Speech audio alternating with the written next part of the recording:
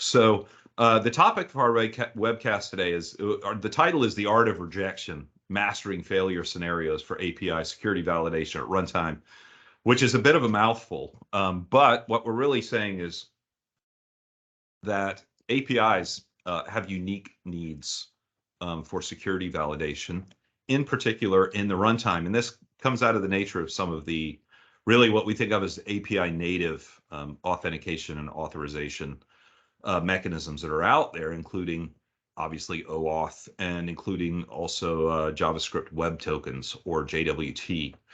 And a lot of people are talking about shift left security, which means really moving security concerns into the application development lifecycle, and also the API design lifecycle as well, so that security issues are picked up in advance before deployment to production. But what this kind of leaves out is the notion of shift right security in the runtime environment, in the production environment. Because with APIs, some of these API native security mechanisms are rather complex, involving multiple transactions with various parties and different servers. And so it can be really actually rather easy to deploy an application, deploy an API with misconfigured or incompletely implemented security configurations that match to the expectations that were created during the design time. So this is what Nick's going to talk about today. Methods of creating and performing continuous negative tests that are able to ensure that, for example, a token that was issued in a test environment doesn't work in a production environment, or that OAuth scopes are actually being respected and processed properly in the runtime. So now I'd like to introduce Nick. Nick is co-founder and VP of engineering here at APImetrics. And with that, I'm going to go ahead and turn it over to you, Nick. Excellent. Thank you, Andrew. Yes, hello. I'm Nick Denny, VP of Engineering, co-founder, as Andrew just said. I guess we should just jump straight into it. So I'm going to share my window and we can go from there.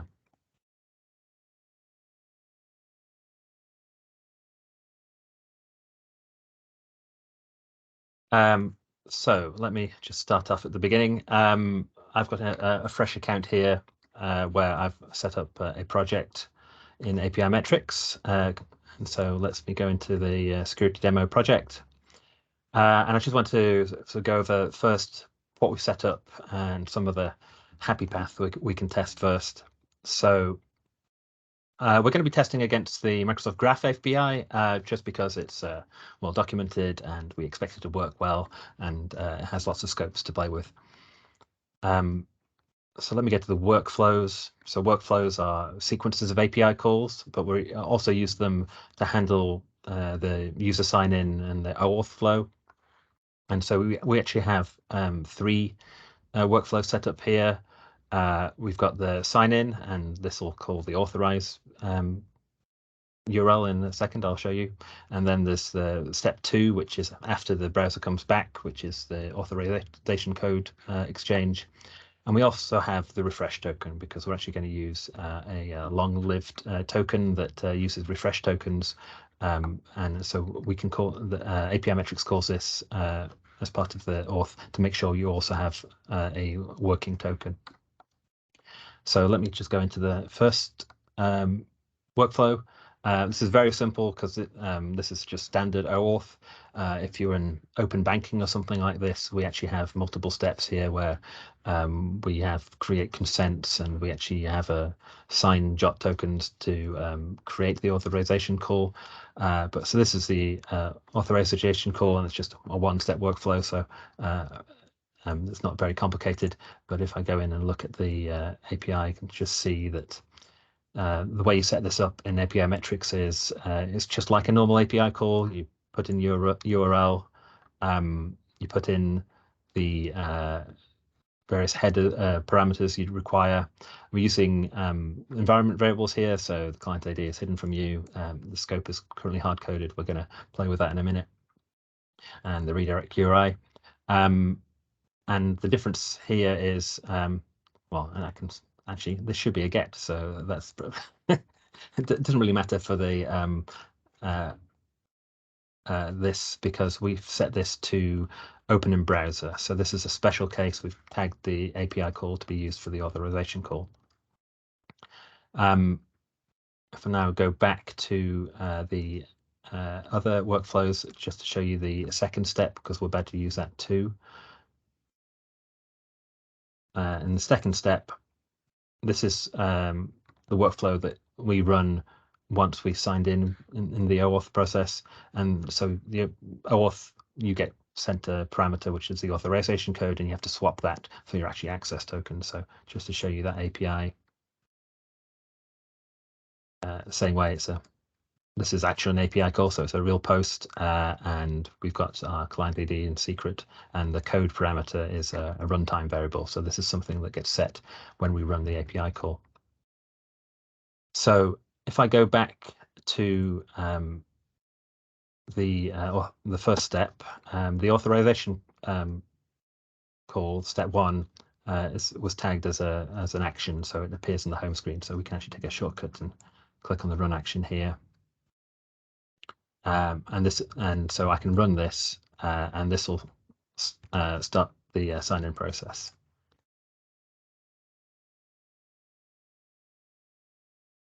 And that, because I was already signed in with Microsoft, that actually quickly redirected me to Microsoft and then redirected me back. And they've come back to our callback URL, which is /token/callback. That's a standard page you can go to and handle any kind of callback. And we extract the variables here. So we've got a code, we've got the state value we passed in, and a session state has been returned.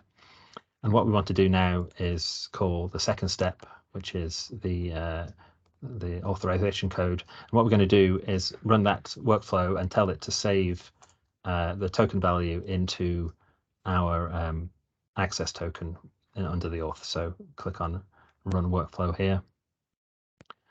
And you can see as it updates, there we go, it's passed. And in fact, if I go into view results, we can see that we've made the API call, and we've got an authorization code and refresh token back. So where did this all go? This was saved into our auth settings. So I go to auth and tokens. I have this graph set up here, and it's just a manual setup. And the access token we used was this top one here. And if I click on edit, we can go in and see how it's set up. So when we use this token in the API calls, what this is saying is we add an authorization header and we use a bearer and an access token, but that is a variable. And by running this sign-in process, we've actually saved these variables. So the access token and the refresh token get saved here, and the expires in value gets used. So we know how long this token will work. And if we try and use this token after the token has expired or very close to the end of the expiration time, the refresh token gets called. And so we refresh this token using the refresh workflow, which means we can always make the API calls. So that's how we can keep monitoring with a working token without you having to go in and sign in again. So just to sort of put that all together, we signed in, we've got the token, we asked for some specific scopes. So if I go to one of my API calls, so I'm going to go to this bottom one here. This is the OpenID Connect get user info. So this is very simple, just tells you who you are with this, has this access token. So this is a get request. You can see here in the auth settings, we've got the graph and we've got a user access token. So this is the token we've just got. And if I click run now, this says passed. So this is good. If I can expand this, you can see here that we called it from our Google US Central location. We called it with our long access token here, and in the response, find out that this is me, Nick Denny. So that is that's the happy path. This is using a working token. What we might notice from the access token is that if I go through it all here, it's a very long string, and I've spotted that this is got 3 dots in it, so I'm pretty sure this is a JWT token. So if I go to my favorite JWT viewer and copy and paste this in, you can see, yeah, yes, it's a JWT token. Got some header values and a payload. And the thing with JWT tokens is it's got this expiry time here, and that's saying this is good and for the next hour and a half. So this is an active working token. If I go back in here and go back and edit this API call, you'll see we actually have 2 tokens available to us. And if I go and look at those tokens, I've created this old token here. So if I edit that, this is got the authorization header, and I've just hard-coded this value. And that value is a token I got earlier today.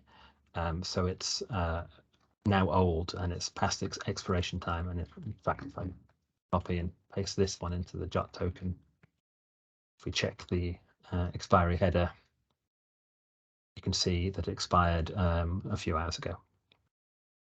So we've got an old token. I can go back to an API call and edit it.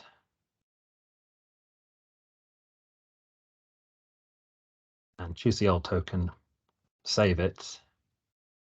And now when I run this, you see we've got a 401 unauthorized here. So this is expected. This is actually what you wanted.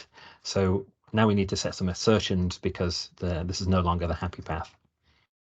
So we should do some checks. So we're going to say in the HTTP status codes, we want to assert that if the HTTP status and we're expecting 401 is 401, and then we say pass, and we can actually say that if it's not 401, then that's an error. That's some kind of security problem.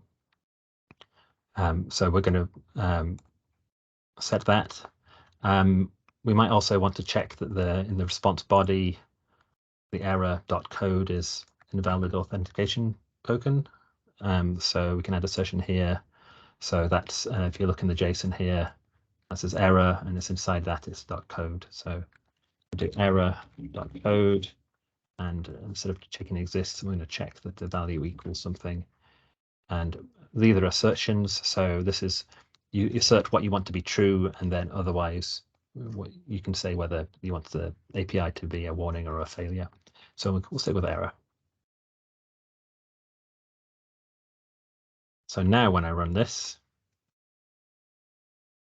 you can see it says passed, and if I click on the result, we can see we have these conditions checks. So it says, yes, we got a 401, it's true. So we've changed it to a passed result. It's not 401, so that check skipped. And then the error.code is invalid authentication token is true. So that's also passed. So it's passed the checks. And now we have a passing API call with returning the 401 as we expected. So we can now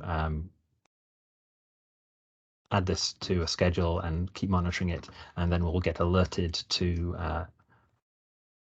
if this ever passes, because we'd never expect an old token to pass, and if it did, that would be a big security problem for you. Some other things we could have done here, we could have removed the token and called it with no token. You could build up your own JWT, sign it with your own signing certificate, and try and test that scenario where you're not using the certificate that Microsoft expects. So you could build that. You could even just build it using the JWT token interface here, or we have a JWT helper API that can build JWT tokens too.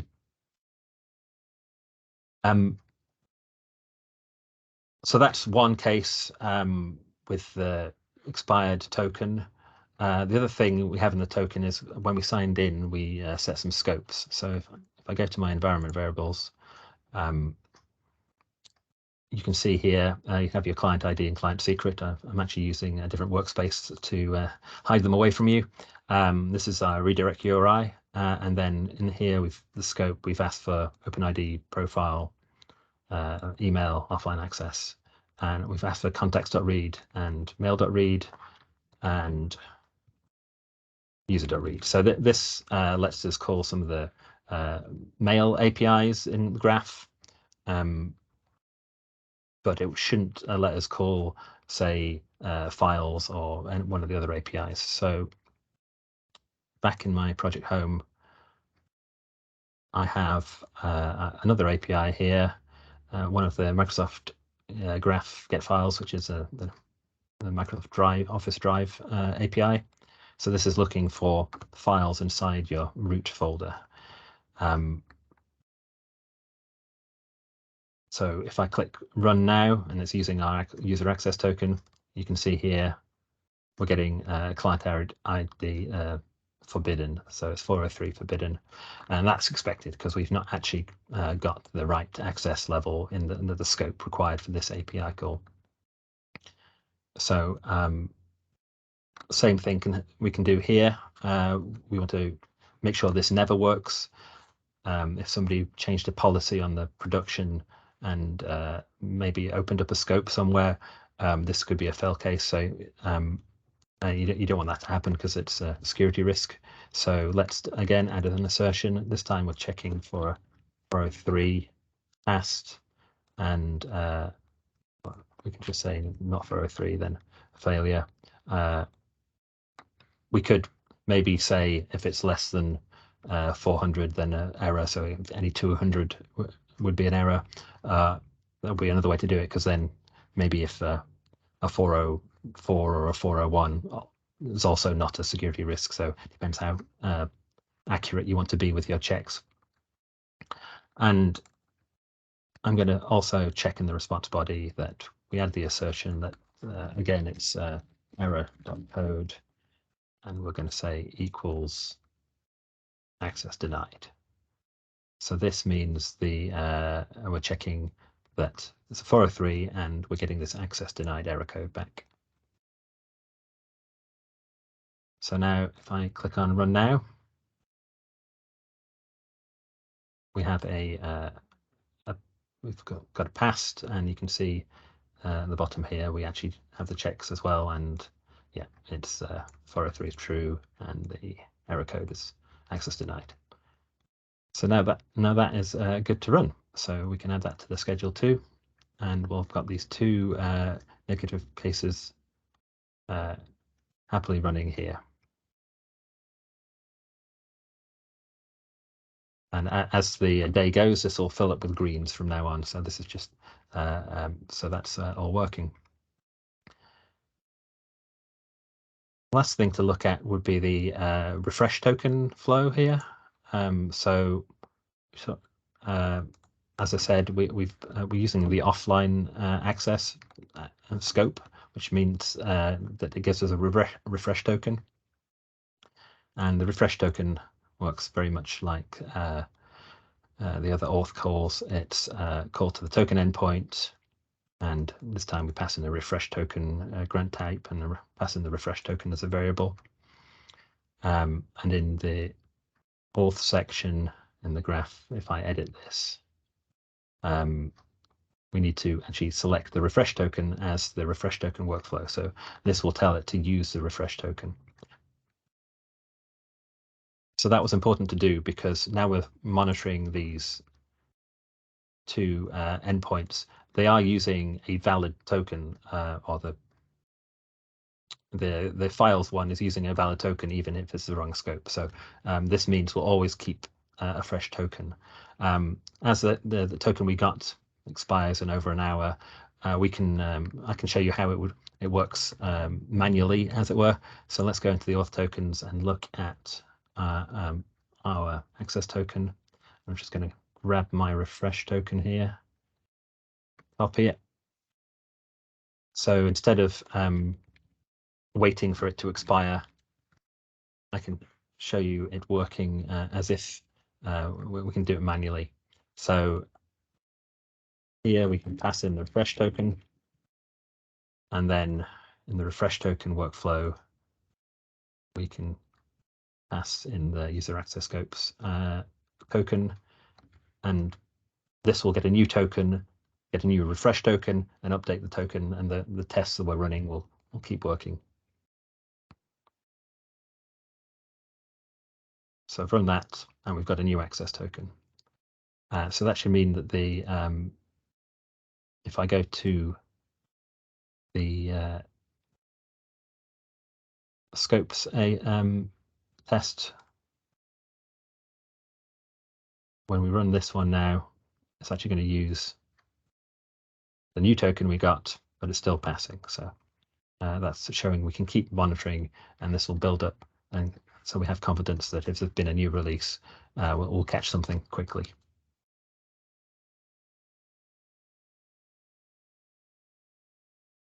So I've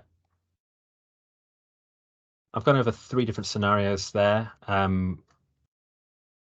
By building up these tests, we can have confidence that we've not released new issue, or Microsoft haven't released any security issues, and we can be confident that we're making these real calls with real access tokens, and but still testing these security requirements.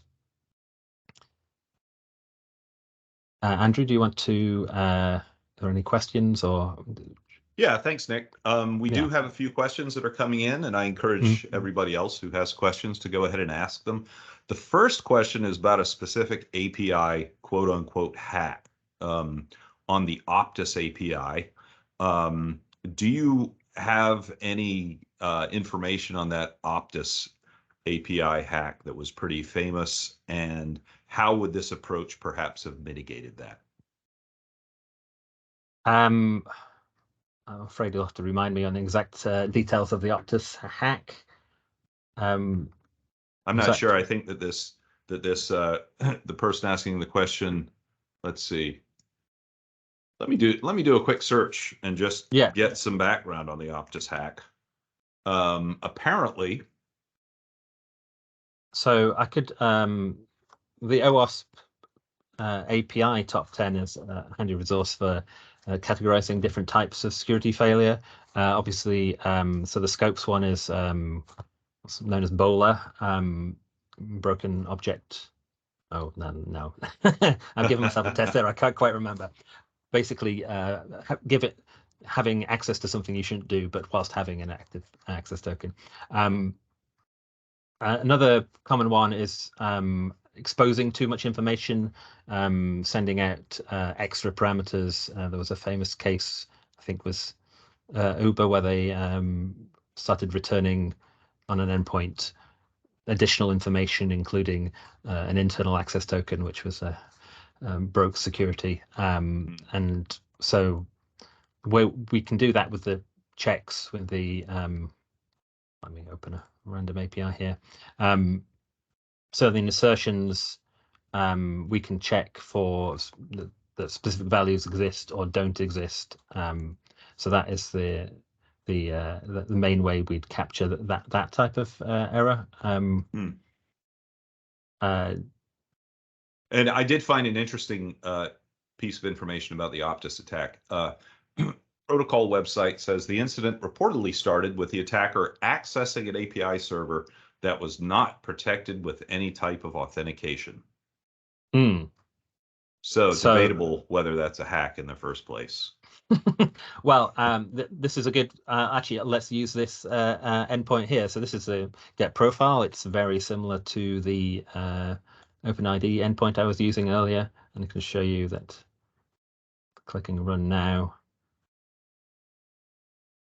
Hopefully,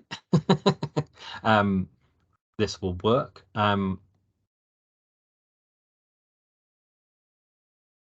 As always, let me refresh and we'll. Oh, there we go.